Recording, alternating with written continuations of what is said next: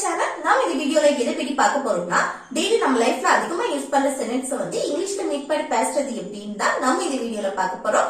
Okay friends, வீடியோக்குள்ள போறதுக்கு முன்னாடி நம்ம சேனல் ஃபர்ஸ்ட் டைம் பார்க்கறீங்கன்னா சப்ஸ்கிரைப் பண்ணுங்க. இந்த வீடியோ உங்களுக்கு பிடிச்சிருந்தா லைக் பண்ணுங்க. ஓகே, இந்த வீடியோக்குள்ள போகலாமா? ஓகே. the first one பாருங்க. அவர்கள் எப்போ வந்துட்டாங்க. நம்ம சொல்றோம்ல அவங்க வந்து எப்போ வந்துட்டாங்க. இப்ப பாருங்க, அவங்க எப்பவோ வந்துட்டாங்க. நான் அத எப்பவோ மறந்துட்டேன். அடுத்து அப்பா வீட்ல இருந்து எப்போ கிளம்பிட்டாரு. அடுத்து அது எனக்கு எப்போ தெரியும். இந்த மாதிரி பாஸ்ட்ல நடந்து முடிஞ்ச விஷயத்த பத்தி நம்ம சொல்றோம். ஓகே, எப்பவோ அது நடந்துட்டு, எப்பவோ அவர் கிளம்பிட்டாரு, எப்போ நான் வந்துட்டேன். இந்த மாதிரி நம்ம சொல்லுவோம்ல, எப்போ பாஸ்ட்ல ஒரு விஷயம் நடந்து முடிஞ்ச விஷயத்த பத்தி நம்ம சொல்றது. இத வந்து நம்ம பிரசன்ட் பெர்ஃபெக்ட் டென்ஸ் படி நம்ம சொல்றோம். சரியா? எப்பவோ நடந்த விஷயம். ஓகே, பாஸ்ட்ல ஒரு விஷயம் நடந்து முடிஞ்சதை நம்ம சொல்றது. சரியா? பிரசன்ட் பெர்ஃபெக்ட் டென்ஸ் படி நம்ம சொல்றோம். இது வந்து ஸ்ட்ரக்சர் ஃபர்ஸ்ட் பாருங்க. ஃபர்ஸ்ட் சப்ஜெக்ட் இருக்கும், அடுத்து have இல்லனா has இருக்கும். இது வந்து பிரசன்ட் பெர்ஃபெக்ட் டென்ஸ் படி நம்ம எழுதுறோம். அடுத்து என்ன எழுதுவோம்? verb வரும் தானே. ஆனா இங்க என்னன்னா எப்பவோ அதுக்கு long since யூஸ் பண்ணுவோம். the have has அடுத்து long since. ஓகே, அடுத்துதான் verb வரும். அந்த verb be3 ஃபார்ம்ல இருக்கும். அடுத்து ரிமைனிங் இருக்க verbs. நம்ம பிரசன்ட் பெர்ஃபெக்ட் டென்ஸ் படி மற்றபடி நம்ம சொல்லணும்னா ஃபர்ஸ்ட் சப்ஜெக்ட், அடுத்து have has, அது சப்ஜெக்ட பொறுத்து சேஞ்ச் ஆகும். அடுத்து என்னன்னா verb வரும். அந்த verb be3 பாஸ்ட் பார்ட்டிசிபிள் ஃபார்ம்ல இருக்கும். ஆனா அவர்கள் எப்பவோ வந்துட்டாங்க, எப்பவோ மறந்துட்டு, இந்த மாதிரி நம்ம சொல்லும்போது எப்பவோ long since யூஸ் பண்ணும்போது சப்ஜெக்ட் அடுத்து have இல்லனா has வரும். அதுக்கு அடுத்து long since போட்டுறணும் வெர்புக்கு முன்னாடி. சரியா? அடுத்து verb வரும். அந்த verb be3 ஃபார்ம்ல இருக்கும். சரி, இப்ப பாருங்க, அவர்கள் எப்போ வந்துட்டாங்க. நம்ம சொல்லுவோம்ல அவங்க எப்போ வந்துட்டாங்க அப்படின்னு. இது எப்படி சொல்றது பாருங்க. ஃபர்ஸ்ட் என்ன சப்ஜெக்ட் வரும் தானே. அவர்கள், அவர்கள்னா சப்ஜெக்ட் they. அவர்கள் அப்படின்னு சொல்லும்போது மற்றவங்களை நம்ம மென்ஷன் பண்ணுவோம், அல்ல நம்ம இருக்க மாட்டோம். சரியா? மற்றவங்கன்னா ஒண்ணுக்கு மேற்பட்டவங்க, 2 பேர் இருக்கலாம், 3 பேர் இருக்கலாம். அவங்க அப்படின்னு சொல்லுவோம்ல, அதுக்குதான் they. அடுத்து என்னன்னா have இல்லனா has வரும். இந்த they வந்தாச்சு அப்படின்னா have தான் வரும். have. ஓகே, அடுத்து என்ன வரும்? long since, எப்பவோ, அதுக்கு long since. ஓகே, அடுத்து verb வரும். verb என்ன? அவர்கள் எப்போ வந்துட்டாங்க. அப்போ வரக்கூடிய செயல் நடக்கு. வாரத்துக்கு இங்கிலீஷ்ல come, அதோட past came, past participle come தான். ஓகே, verb be3 ஃபார்ம்ல இருக்கு. அப்போ அவர்கள் எப்போ வந்துட்டாங்க அப்படின்னு சொல்றதுக்கு they have long since come, they have long since come. Next, நான் அதை எப்போ மறந்துட்டேன். நம்ம சொல்லுவோம்ல, நான் அதை எப்போ மறந்துட்டேன் அப்படின்னு. இது எப்படி சொல்லலாம் பாருங்க. ஃபர்ஸ்ட் என்ன வரணும்? சப்ஜெக்ட் நான், ஐ வந்தாச்சுன்னா அடுத்து என்ன வரணும்? have வரும். ஓகே, have எங்கெல்லாம் வரணும்? சப்ஜெக்ட் ஐ, யூ, வி, தே. அடுத்து ப்ளூரல் நவுன் யூஸ் பண்ணும்போது have யூஸ் பண்ணும் தானே. அப்போ have அடுத்து long since தானே, எப்பவோ long since. அதுக்கு அடுத்து verb, verb என்ன? மறந்துட்ட, மறக்கக்கூடிய செயல். மறக்கிறதுக்கு forget, அதோட past forgot. அடுத்து past participle forgotten, forgotten. Okay, அடுத்து அதை, அதைன்னு சொல்லும்போது thatன்னு சொல்லிக்கலாம், இல்ல itன்னு சொன்னாலும் தப்பு இல்ல. சரி, அப்போ நான் அதை எப்போ மறந்துட்டேன் அப்படின்னா I have long since forgotten that, I have long since forgotten that. Next, அப்பா வீட்டில இருந்து எப்போ கிளம்பிட்டாரு. அப்பா வீட்டில இருந்து எப்போ கிளம்பிட்டாரு. இது எப்படி சொல்லலாம் பாருங்க. அப்பா சப்ஜெக்ட் dad. இது வந்து என்னது? Singular noun. ஓகே, ஒரு ஆளுக்கு நேம் சொல்றோம், இல்ல அப்பா, அம்மா, அண்ணன், இந்த மாதிரி நம்ம சொல்லும் போது ஒருத்தங்களை நம்ம மென்ஷன் பண்ணும்போது அங்க has யூஸ் பண்ணுவோம். சரியா? சிங்குலர் நவுன் வரும்போது has. அடுத்து என்ன வரணும்? long since, எப்பவோ. அடுத்து verb வரும். வீட்டிலிருந்து எப்பவோ கிளம்பிட்டாரு. கிளம்புறதுக்கு இங்கிலீஷ்ல லீவ். அதோட பாஸ்ட் வந்து left. Past participle left. Okay, verb V3 ஃபார்ம்ல இருக்கு. அடுத்து எங்கண்டு வீட்டில் இருந்து. அந்த வீட்டில் இருந்து அப்படின்னா ஹோம் மட்டும் போட்டா போதும். இதுக்கு இருந்து அதுக்கு from போடணும், since போடணும் இந்த மாதிரி கிடையாது. ஹோம் மட்டும் அல்ல போட்டா போதும். சரியா? அப்போ அப்பா வீட்ல இருந்து எப்போ கிளம்பிட்டாரு அப்படின்னு சொல்லுங்க. எப்படி சொல்லலாம்? Dad has long since left home. Okay, Dad has long since left home. Next, அது எனக்கு எப்போ தெரியும். நம்ம சொல்லுவோம்ல, அது எனக்கு எப்போ தெரியும் அப்படின்னு. இது எப்படி சொல்லலாம் பாருங்க. அது எனக்கு எப்போ தெரியும். அப்ப எனக்கு எப்போ தெரியும் சொல்லும் போது சப்ஜெக்ட் என்ன? எனக்கு. எனக்குன்னா ஐ வந்தாச்சு. அப்போ have யூஸ் பண்ணோம் தானே. அடுத்து எப்பவோ தெரியும், long since. அடுத்து என்ன வரணும்? verb தெரியும். தெரியுறதுக்கு இங்கிலீஷ்ல know. அதோட past knew. past participle known. know. சரியா? verb V3 ஃபார்ம்ல இருக்கு. அடுத்து அது ஏதோ ஒரு விஷயம். சரியா? அதுக்கு it போட்டாலும் ஒண்ணும் இல்ல, இல்ல that போட்டாலும் ஒண்ணும் இல்ல. அப்போ அது எனக்கு எப்போ தெரியும் அப்படின்னா I have long since known that. I have long since known that. Okay, அடுத்து நெக்ஸ்ட் பாருங்க. நான் உன்னை வீட்டுல விட்டுறேன். நம்ம சொல்லுவோம்ல, நான் உன்னை வீட்டுல இறக்கி விட்டுறேன் அப்படின்னு சொல்லுவோம்ல. இப்போ நம்ம வந்து ஒரு கார்லயா இருக்கட்டும், பைக்லயா இருக்கட்டும், நம்ம வந்து கொண்டு விடுற, நம்ம இப்போ பஸ் ஸ்டாப்ல இருக்கட்டும், இல்ல ஹாஸ்பிட்டல்ல, இங்க எங்கேயாவது வெளியில நிற்கும் போது நான் உன்னை வீட்டுல இறக்கி விட்டுறேன் அந்த மாதிரி நம்ம சொல்லுவோம்ல. அதான் நான் உன்னை வீட்டில் விடுறேன், இல்ல நான் உன்னை வீட்டுல இறக்கி விடுறேன் இந்த மாதிரியும் சொல்லுவோம். சரியா? இப்படி சொல்லும் போது எப்படி சொல்லலாம் பாருங்க. நான் உன்னை வீட்டுல இறக்கி விடுறேன். இனிமேல் தான் அந்த செயல் நடக்க போகுது. அப்போ அந்த விடுகிறேன் அப்படின்னு வந்தாலே அது பிரசன்ட் அப்படின்னு சொல்லிட்டு நீங்க உடனே எழுதிடக்கூடாது.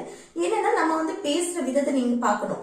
இனிமேல் தான் அந்த செயல் நடக்க போகுது. நம்ம அது இப்போ நம்ம சொல்றோம், நான் வந்து வீட்டுல டிராப் பண்றேன் அப்படின்னு நம்ம சொல்லுவோமா. அப்ப இனிமேல் தான் அந்த செயல் நடக்க போகுது. சோ இத வந்து என்னது? சிம்பிள் ஃபியூச்சர் டென்ஸ் படி நம்ம பேசுறோம். பாருங்க, ஃபர்ஸ்ட் சப்ஜெக்ட் நான், ஐ. அடுத்து என்ன வரணும்? சிம்பிள் ஃபியூச்சர் டென்ஸ் படி பேசும்போது will. ஓகே, அடுத்து என்ன வரணும்? verb வரும். இங்க பாருங்க, உன்னை வீட்டில் இறக்கி விடுற. அந்த வீட்டுல விடுறதுக்கு drop. Okay, drop. அடுத்து யார? உன்னை. உன்னைனா you. அடுத்து எங்க? வீட்டில்.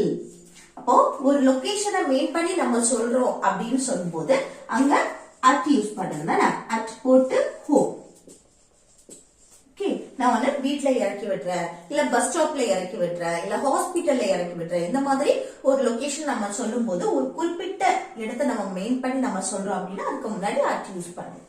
அப்போ நான் ஒன்னு வீட்ல இறக்கி விடுறேன் அப்படின்னு சொல்லும்போது I will drop you at home.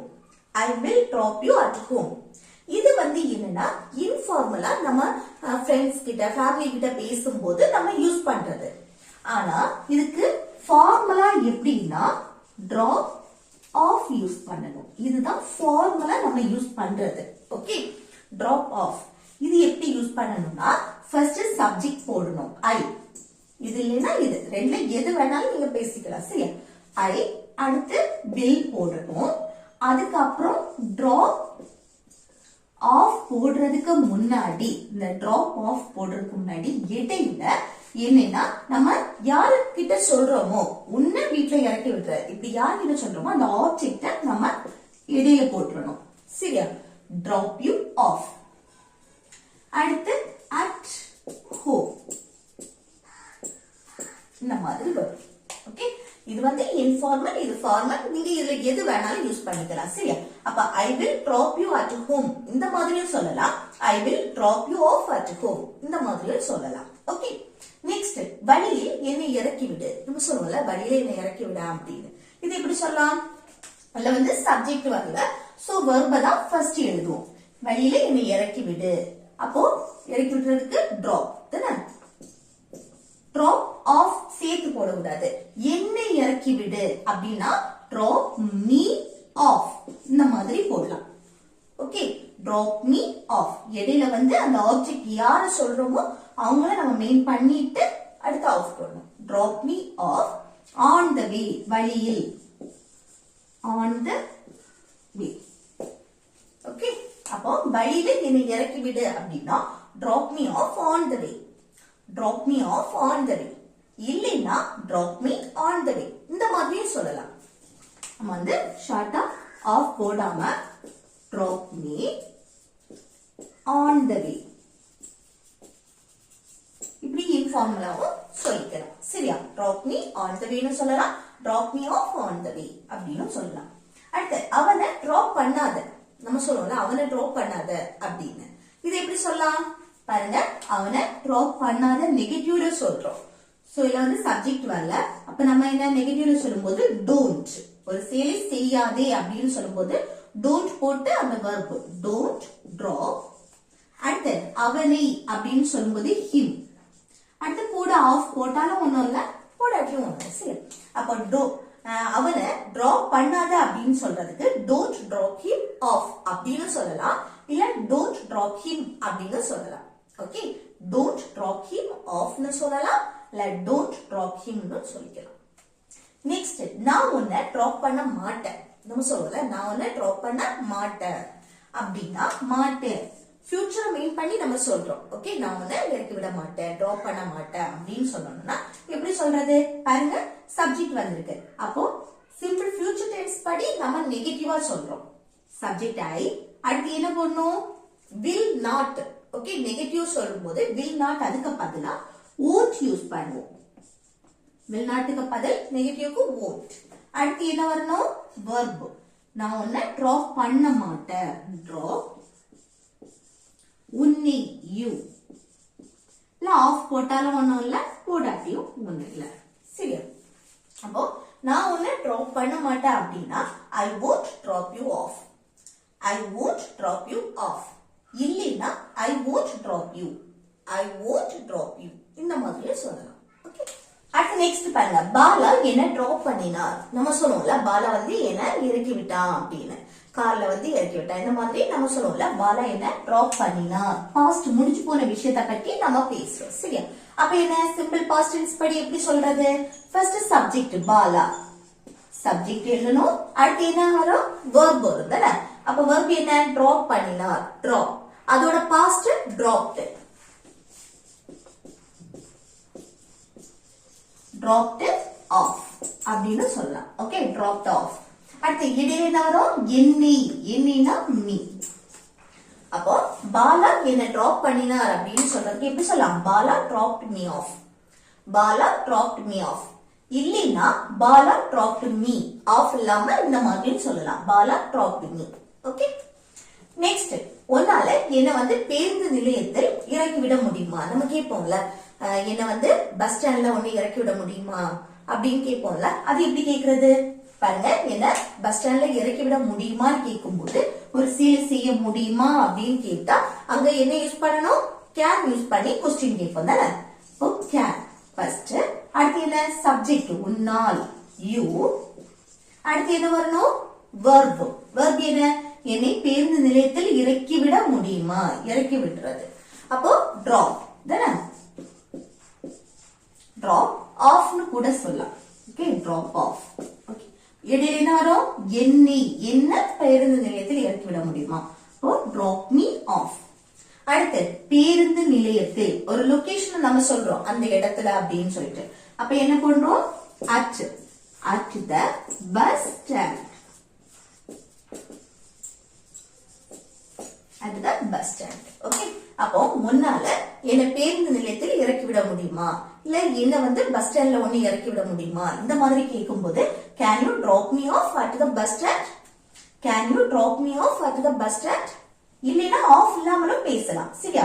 can you drop me at the bus stand? can you drop me at the bus stand?